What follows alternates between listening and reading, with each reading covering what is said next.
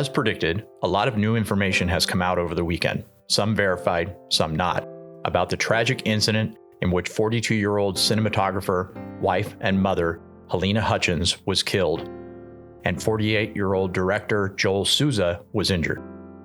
What has come out from crew members who were on the scene when this all occurred is that it was a rehearsal, which included a scene where Alec Baldwin's character points a gun directly at the camera and fires.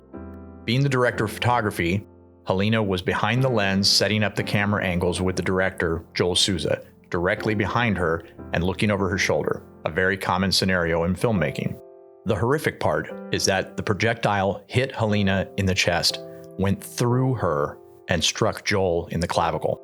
A blank, even a portion of a blank, as was the case with Brandon Lee in 1993, doesn't do that. It was more than likely a live bullet.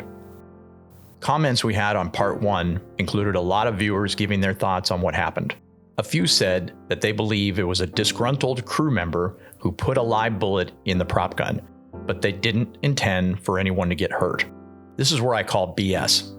Everyone on a film set knows what's on the day's agenda, what scenes are being rehearsed, and what scenes are being filmed. Whoever placed a bullet in that prop gun knew exactly what scene was being rehearsed that afternoon. Does that sound like murder to you? This is Solve Crimes.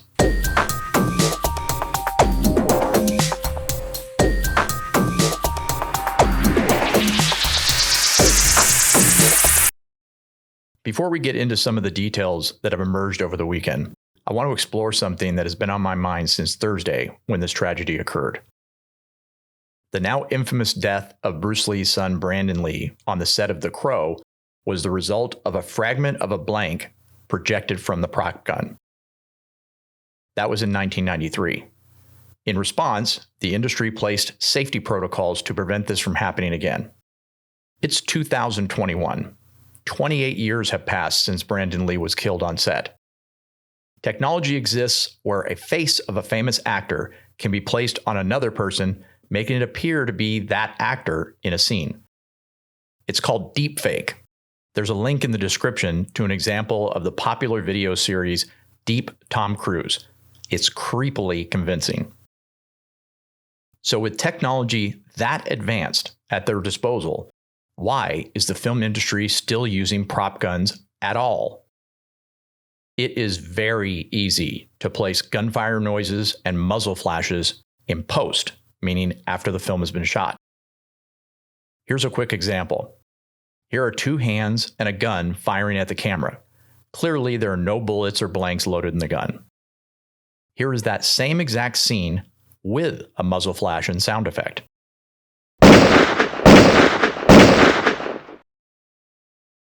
That took all of 5 minutes to do. Could you imagine what the amazing expert After Effects people could do? Hopefully, in the aftermath of Halyna's death, the film industry will ban all prop guns from every film set. It's way past time to get rid of any type of projectile on a movie set. It guarantees that this will never happen again. Do you agree? Do you disagree? Let us know in the comments. If you're old enough to remember, in 1984, during the filming of the action-adventure series Cover Up, actor Jon-Erik Hexum died of a self-inflicted gunshot to the head. The gun was loaded with blanks. Of course, many conspiracy theories have been flying around, one of which is that Dave Halls, the assistant director on the Rust set, was also on the set of The Crow in 1993 and handled the prop gun that killed Brandon Lee. So far, there is zero evidence that Halls had worked on the Crow film. Halls did, however, select one of 3 prop guns and handed one to Alec Baldwin. That prop gun was the one that killed Halyna Hutchins and wounded Joel Souza. It has been reported that he handed the prop gun to Baldwin and announced cold gun, which is the industry term meaning that the gun was safe. Several individuals have come out in the days since the shooting claiming that Halls has faced complaints in past productions, including 2 episodes for the Hulu series Into the Dark. It was said that he disregarded safety protocols, ignored blocked exits and lanes, and was even noted for instances of inappropriate sexual behavior. In another instance, Halls was removed from the set and consequently fired from the production of the 2019 film Freedom's Path, when a prop gun unexpectedly discharged on set. Does this seem at all familiar to you? It has now been reported that it was a rehearsal for a gunfight inside the church. The B camera operator was on a camera dolly looking at a monitor with Hutchins and Souza. They were repositioning the camera to remove a shadow. In the scene, Baldwin was to remove a gun from his holster, pointing it towards the camera and firing. Remember, this was a rehearsal. He was not going to actually fire the gun. Baldwin was in the process of explaining to the crew how he planned to draw the gun from the holster. When he removed the firearm, it discharged a single time, and the projectile struck Hutchins and Souza. Because of the early stage of designing the scene, the cameras were not recording. This incident was not caught on film. Per the affidavit submitted Friday to obtain the search warrant, the gun that fired the fatal shot was used for target practice by crew members that week. It's entirely possible that they left live rounds in the gun, but that's what the industry-wide safety protocols are there for. It's clear that the protocols were not followed.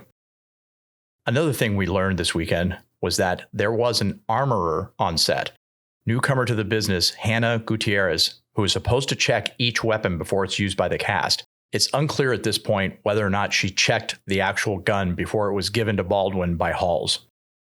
Halyna's husband, Matt, posted a tribute and photo of Halyna and her son on October 22nd, the day after she was killed. Halyna inspired us all with her passion and vision, and her legacy is too meaningful to encapsulate in words. Our loss is enormous, and we ask that the media please respect my family's privacy as we process our grief. We thank everyone for sharing images and stories of her life.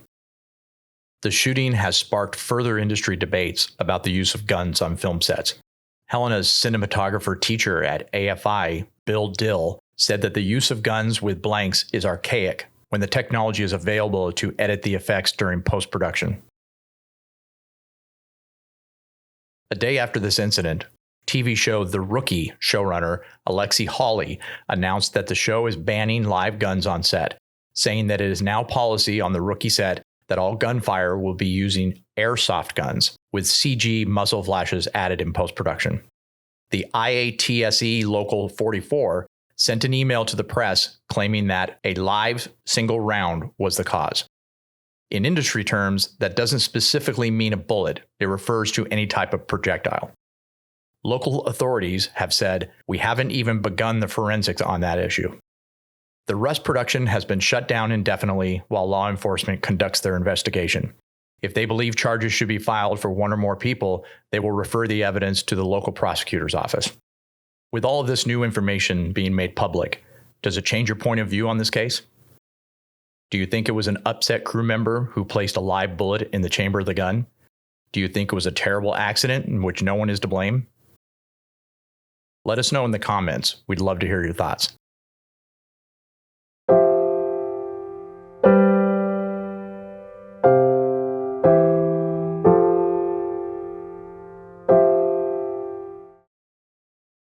Thanks so much for watching. Please like, share, and especially subscribe to the Solve Crimes channel for more on this case and for more true crime content. This is Solve Crimes.